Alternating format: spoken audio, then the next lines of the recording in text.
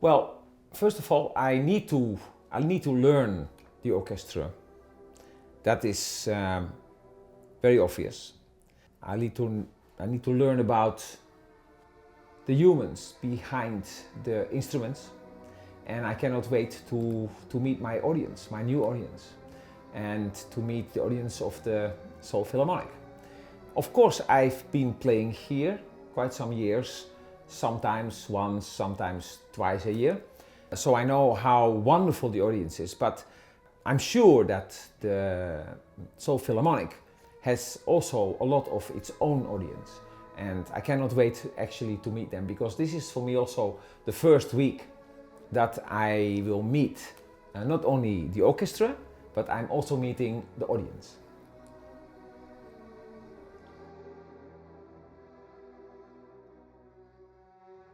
It is actually a little bit what I expected. Enormous quality. You have to understand, I was a pupil at the Juilliard School with the famous violin teacher Yo Kang. He is still in contact with me. Still in contact with him, and we stayed friends for all these years. I was 16 when I studied with him at the Juilliard School, and he is still a great teacher. He is somebody that I respect enormously, because he was actually for me, always the great ambassador for the Korean violin school. I know, and I can hear and I can see this week what kind of discipline he learned me, and I can see that in the playing of this orchestra. You hear the quality, the discipline, and the eagerness to bring out the best. I've been working for many years with a lot of Korean musicians, a lot of them in American orchestras, in my orchestra in the New York Philharmonic, a lot of Koreans, in Dallas, in Europe. So I know a lot of Korean musicians, but it is for me an honor to work now with a real Korean orchestra, and I really look forward to see what kind of journey we are going to have.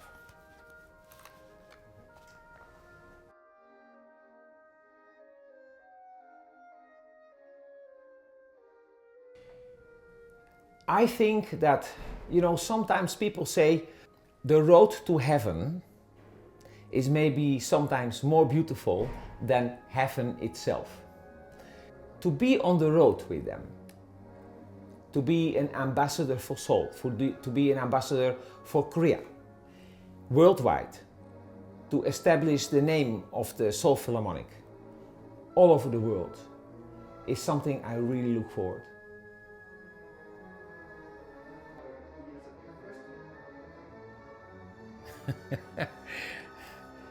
Well, I hope that the orchestra will get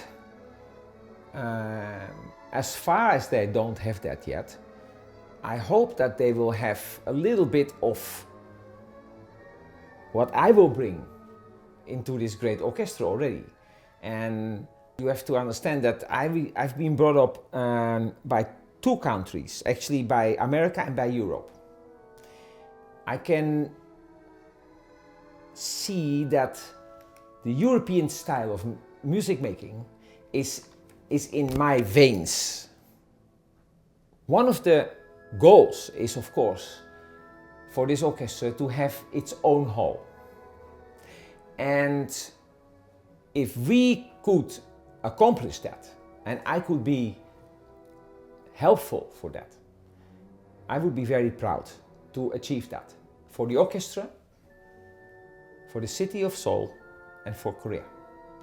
And I think that if we have our own hall, and it's going to be a great hall, the orchestra and a great hall is always the most attractive combination for audience.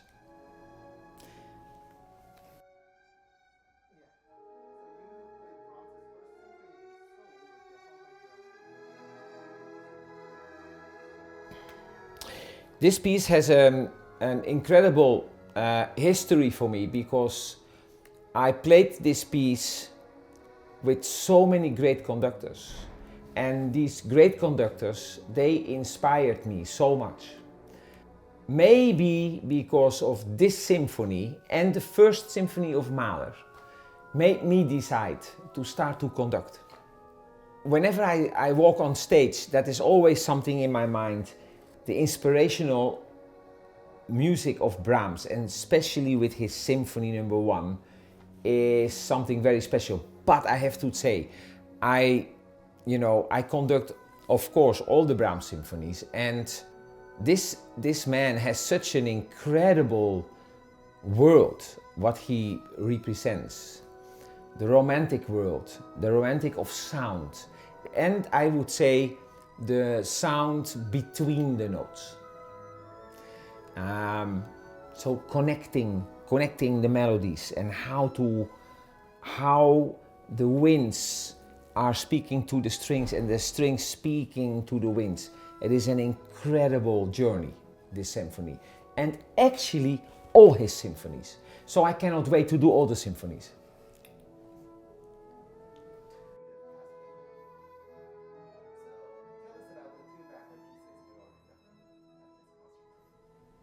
Well, I wanted to show also a little bit of the ability I was sure of this orchestra has, to meet them in the world of Wagner. For me, it's very important because I can see and I know that if an orchestra has played Wagner a lot, you can always hear that on the sound of an orchestra. The depth of the sound comes from two composers, Wagner and Bruckner, for me. Mahler is of course different. Mahler gives you a roadmap how to walk this road. Mahler is talking about emotions, and Bruckner and Wagner, especially Bruckner, is not talking so much about emotions, but he's talking about beauty, which comes actually above emotions. Because emotions we have, they come and they go. But beauty, like eternal light, already, the word says it already, is eternal. So Bruckner is talking about eternal light. Wagner is doing both. He is talking about emotions and eternal light. Sometimes, we would say Mahler was looking for God in his life, and Bruckner and Wagner found God in their music. But that is another discussion, of course. But to meet the orchestra this week for the first time, and I wanted to see what kind of Wagner sound they produce already. Did that meet your expectation, or? We will see tomorrow night. The audience. It's not on me to say that. It's. I always want to be very modest. I think that we work, we do our best, and then somebody else can say what they think. But as far as I can tell you, I'm impressed by the orchestra, and I have the feeling it's going to be a very nice road we are walking together.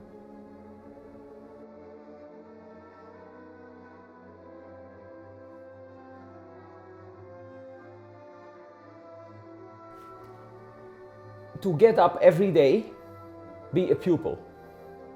Think, what can I learn today? What can I discover in the music today? That is very important.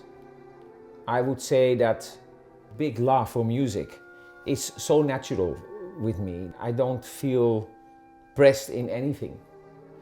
I'm happy, I'm born on that stage in a way. I feel more uncomfortable not being on stage than being on stage.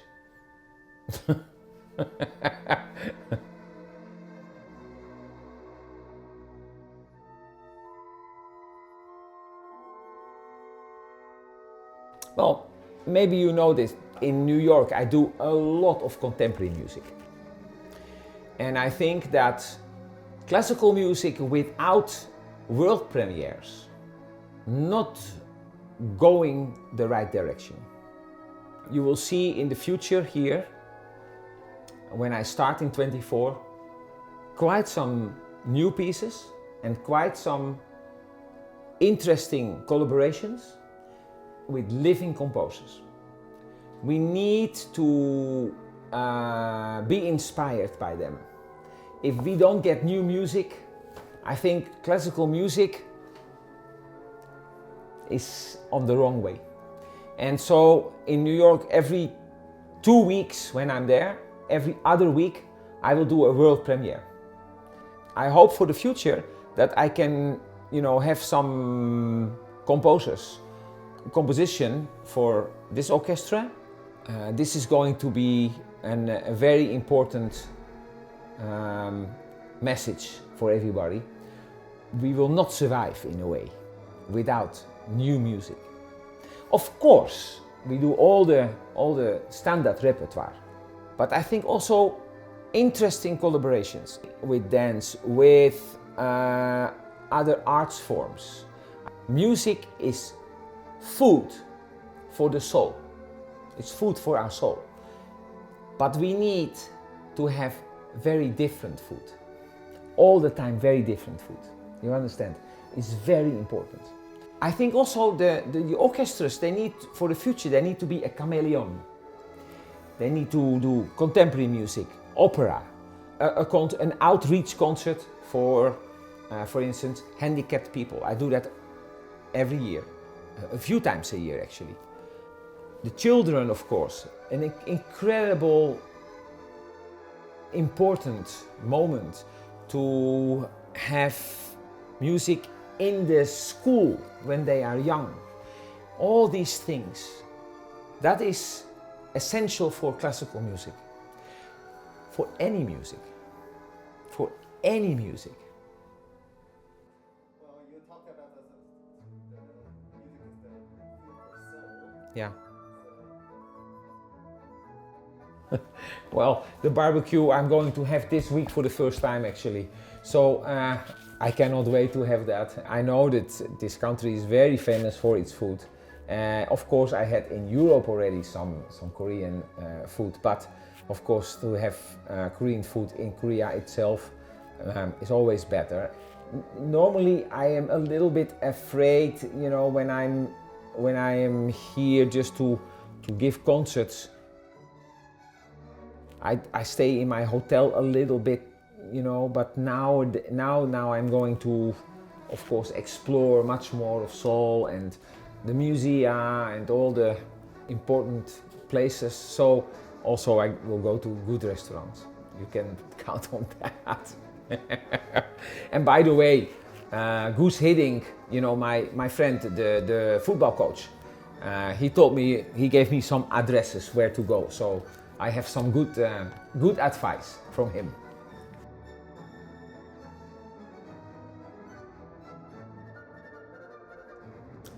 Well, you're asking me to say a few last words, but I would say actually my first words to the audience. I really look forward to meet all of you. I think very happy years here.